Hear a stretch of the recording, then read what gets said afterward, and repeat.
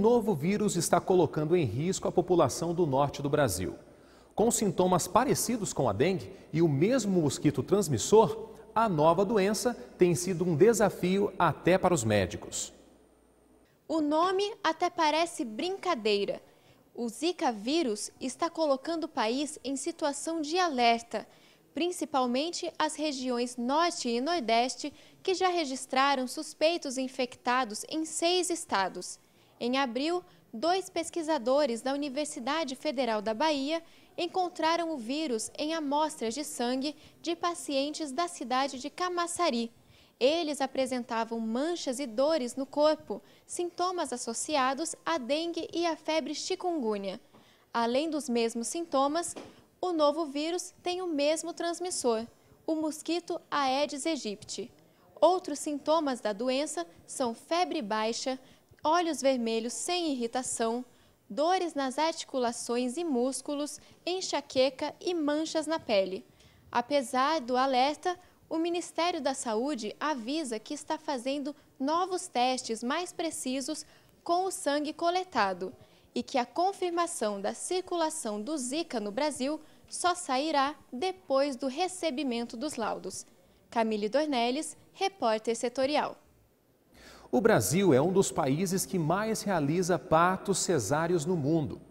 Apesar de ser um procedimento comum, nem sempre é a melhor opção. A reportagem é de Renato Donola. Aqui dentro, uma nova vida está prestes a chegar. Aliás, uma não, 2. Aos 7 meses de gestação, Ana Carolina aguarda a chegada de Luiz Gustavo e José Miguel. O tamanho da barriga condiz com a empolgação da futura mamãe. Mas apesar de todo esse ânimo, Ana Carolina faz parte de um grupo que a Agência Nacional de Saúde visa conscientizar.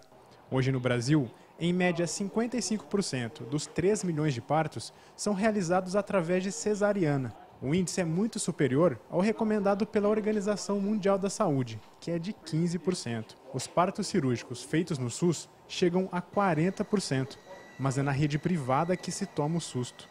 Em quase 85% dos casos, é feita a cesariana. E mesmo sendo mais praticada no Brasil do que o parto normal, a cesariana pode trazer riscos tanto à mãe quanto ao bebê.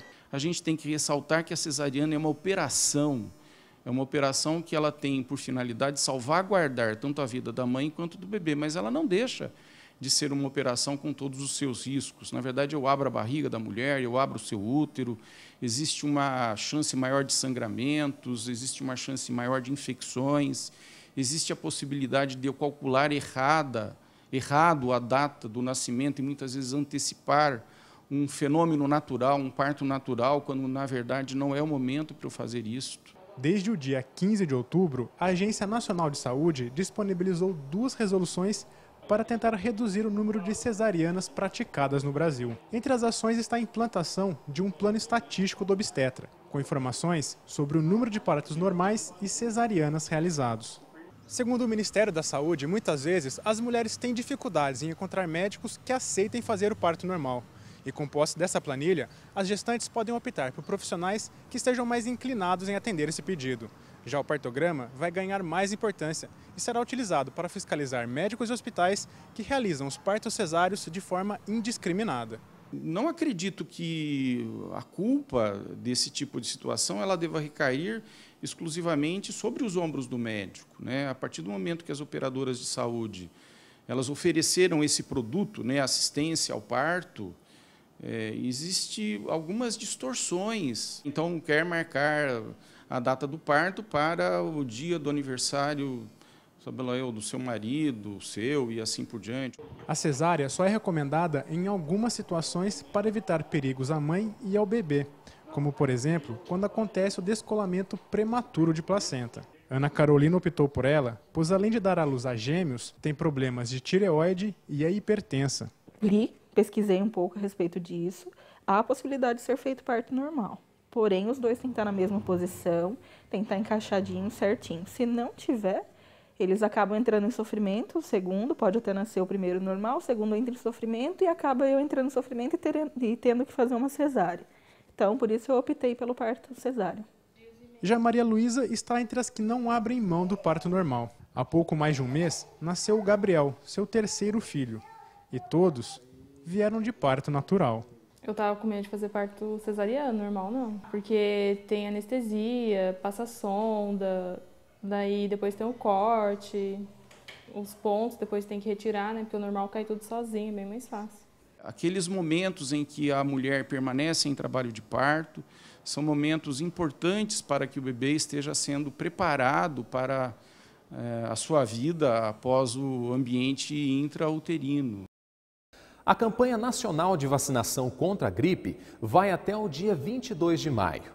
Além de imunizar a população contra a gripe H1N1, a ação vai proteger também contra outros 2 tipos de vírus, a influenza A e B. Em todo o estado de São Paulo, a expectativa é vacinar cerca de 11 milhões de pessoas. O público-alvo continua o mesmo: bebês a partir de 6 meses, crianças menores que 5 anos, idosos a partir dos 60, gestantes, mulheres que tiveram filhos nos últimos 45 dias, pessoas com doenças crônicas e profissionais de saúde.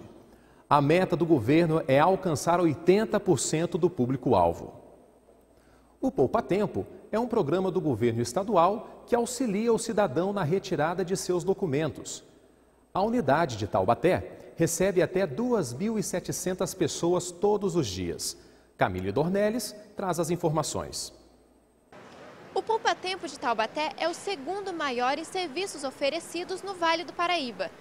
Agrupa 6 órgãos públicos e recebe até 2.700 pessoas por dia. O serviço mais utilizado é a emissão de RG e atestados. Foram 20.723 atendimentos só este ano.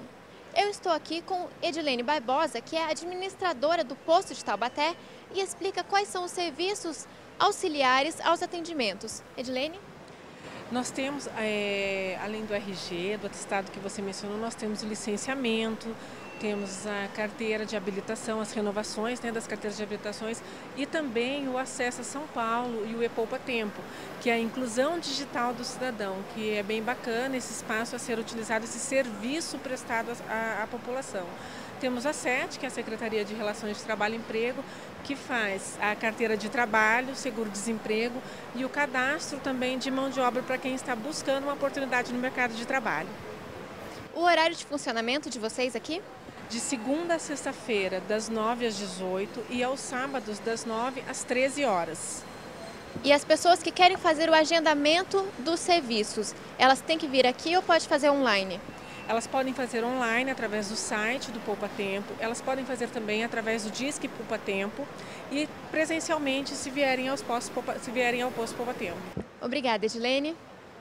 Além dos atendimentos aqui na unidade, o usuário pode usar a internet para outros serviços, como consulta de achados e pedidos, requerimento do bilhete único escolar e emissão de algumas certidões. O site é www.poupatempo.sp.gov.br/e-poupatempo. Voltamos ao estúdio. Obrigado, Camille. Projeto de lei da terceirização provoca queda de braço em muitos interesses. Esse é o tema do comentário de José Carlos Cataldi.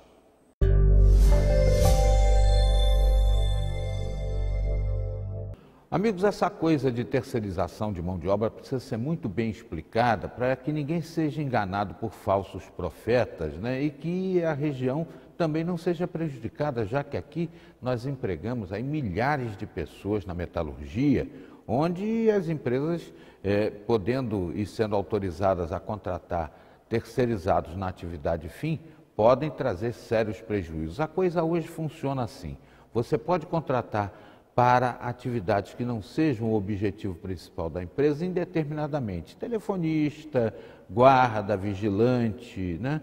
Agora, se for para atividade fim, numa empresa automobilística, um metalúrgico, não pode. Se contratar terceirizado, ele adquire o vínculo empregatício. Se você tiver na sua empresa aí terceirizados na atividade que não seja fim, atividade meio, ele não perde nada hoje em dia, porque pode processar a empresa também subsidiariamente. O que eles estão pretendendo agora, dizendo que vai haver solidariedade e tudo mais, é enganar a população, porque aquele que é terceirizado numa circunstância como agora, em que as empresas Volkswagen, Ford, GM e outras tantas estão aí colocando em férias, porque as pessoas são vinculadas a ela, no caso de terceirizado, simplesmente elas falavam, olha aqui, toma que o filho é teu, devolvia para o terceirizante e a pessoa ficava lá numa situação bastante complicada. Então, o que vai acontecer com isso aí? Se a presidente Dilma conseguir estabelecer que o Senado volte atrás do que foi aprovado pela Câmara, vai ser um salto qualitativo para todos aqueles que estão empregados aqui no Vale do Paraíba e no Brasil, enfim. Mas se não for, vai ser um retrocesso. Nós vamos estar rasgando páginas da consolidação das leis do trabalho. Veja como fica o tempo para o início dessa semana. Em Taubaté, o tempo fica com o céu parcialmente nublado pela manhã e à tarde pode chover rápido, máxima de até 23 graus. Já na Serra, as temperaturas continuam caindo. Durante a semana passada, Campos registrou 7 graus. Para esse início de semana, a mínima ficará com 10 graus e máxima não passa dos 18. Na cidade de Jacareí, faz sol, mas pode chover à tarde. Máxima deve ficar com 22. Em Aparecida, os termômetros podem registrar até 24 graus. Segundo informações do Clima Tempo, no Vale do Paraíba o sol fica parcialmente nublado, com possibilidade de chuva em pontos isolados. Queda de temperatura deve ser registrada nos próximos dias. Lei sancionada no ano passado prioriza processos de adoção de crianças com deficiência ou doenças crônicas. Mesmo assim, famílias interessadas sofrem com a falta de agilidade. É esta agilidade que a Fátima espera encontrar. Há 6 anos, ela adotou o Ângelo Miguel e o processo ainda não foi totalmente oficializado. Mas o grande receio dela é que esses benefícios fiquem apenas no papel. Tem tanta coisa, mas não tem inclusão. Cadê a inclusão? Essa inclusão não existe, só existe em papel. Porque, por exemplo, ele vai para a escola, ele é bem acolhido, mas tem um porém. Ele não aprende nada, ele não faz nada. Por quê? Porque não tem uma pessoa que ali fique com ele, você entendeu? Então, aonde está essa inclusão? Se ele quiser, faz. Se ele não quiser, ele não faz. E ele fica lá na cadeira. A pessoa, para adotar, ela precisa ter oportunidade de ter acesso em tudo. E que às vezes esse acesso, eu vou falar para você, eu tenho que brigar, sendo que não haveria necessidade. Cadê a inclusão? Então essa inclusão, essa adoção que eles estão colocando, eles colocam assim, em papel. Eles não colocam no dia a dia, na realidade. Tudo que você tem que passar é um processo e é uma burocracia. Que eu falo que não é desnecessário. Não havia necessidade de tudo isso. Eu espero que esse projeto da adoção incentive não só as crianças com deficiência, mas outras crianças, porque nós estamos aqui por um certo período, um certo tempo, e se nós dermos bastante amor, né, nós vamos também conseguir bastante amor. A Fátima reconhece que adotar uma criança que exige cuidados especiais requer mais atenção e dedicação. Segundo ela, a maior dificuldade enfrentada não se refere às necessidades do Ângelo, mas sim ao preconceito e à falta de estrutura da sociedade no trato com os deficientes. O que eu acho assim, ele não dá tanto trabalho com as dificuldades que ele tem, as limitações que ele tem, quanto às dificuldades que eu encontro aí fora. Eu tive dificuldade para conseguir escola, tive que entrar na justiça, tive que brigar na justiça por isso. E agora que ele está no 2º ano, ele foi discriminado na escola, você entendeu? Ele ia para a escola, as pessoas ligavam, vem buscar ele porque você manda ele para cá para se ver livre de um fardo. Eu cheguei a ouvir isso. Então, a discriminação maior está na sociedade. Muitas pessoas têm que aprender a lidar com isso. Eu tenho que aprender, porque às vezes eu fico irritada quando eu chego, vejo uma criança no chão, normal, fazendo birra. Ai, que belezinha! E quando ele dá um grito, às vezes, de alegria, porque ele fica feliz, como que você faz quando você fica feliz? Ele dá um grito e as pessoas já olham tudo assim, sabe? E às vezes, muitas das vezes, eu já passei por preconceito de mãe, que vem uma criança até ele brincar com ele, a mãe tira logo, como se ele tivesse uma doença contagiosa. E não é assim, você entendeu? Aí eu sofro. A Silvia conhece de perto esse despreparo por parte de algumas pessoas. Presidente de uma associação que administra um lar para crianças e adolescentes com múltiplas deficiências, já acompanhou diversas histórias tristes, como violência familiar e maus tratos, e tenta oferecer no lar o carinho que faltou para essas crianças em suas casas. É ser o segundo lar dessas crianças. Por algum motivo elas vieram parar em nossa instituição, né? Por alguma necessidade, a justiça encaminhou elas para cá. E a nossa função aqui é dar qualidade de vida. E ela sabe bem como é difícil encontrar um lar para essas crianças. Desde 92, que quando a casa foi fundada, nós só tivemos um caso de adoção no Lar Salete. As demais crianças ficam conosco, moram aqui, são cuidadas, nós temos toda uma equipe de suporte e elas ficam aqui conosco. Esse caso foi justamente o do Ângelo. A Fátima e o marido começaram a frequentar o lar para trazer doações de alimentos e roupas. E quando conheceram o sorridente menino, não tiveram dúvidas do que fazer. E foi assim, amor à primeira vista. Minha filha falou, como ele é lindo, e ele era tão pequenininho com 2 anos, que parecia ser um bebezinho. Porque ele pesava 8 quilos e ele era bem pequenininho. Mas estava lá e ela falou, olha como ele é lindo. E nos apresentou, e nessa época para nós assim foi amor assim à primeira vista, sabe? Não teve... Aí nós pedimos para estar ficando com ele aos finais de semana e foi ficando. Só que era muito duro para nós devolvê-lo na segunda-feira, tanto para ele como para nós. E tá conosco já vai fazer 7 anos esse ano, agora completa 7 anos. Ai, que lindo! Olha só. Então ele veio para nós como foi dado por Deus.